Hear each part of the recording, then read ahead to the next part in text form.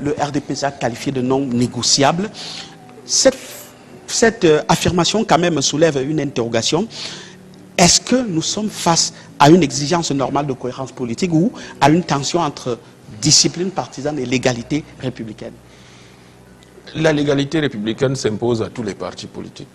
Et au sein de cette légalité républicaine, il y a d'ailleurs au niveau du code électoral, la loi portant code électoral, une obligation à tous ces partis politiques de respecter les équilibres sociologiques.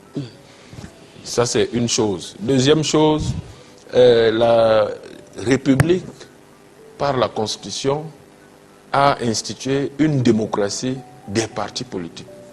En dehors de l'élection présidentielle qui a laissé une ouverture à des candidatures indépendantes, tous les autres scrutins, que ce soit à suffrage universel direct, comme les conseils municipaux et les députés, ou à suffrage universel indirect, que ce soit les sénatoriales ou les conseils régionaux que nous venons d'élire, la loi républicaine a imposé que seuls les partis politiques investissent des candidats.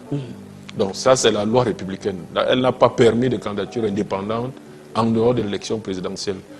Bon. Maintenant, au niveau interne des partis, effectivement, chaque parti a des modalités pour choisir ses candidats à investir. Alors, ce que beaucoup de nos compatriotes et camarades entendent souvent par investiture, c'est plutôt le fait que le parti, sans consulter la base, impose un candidat.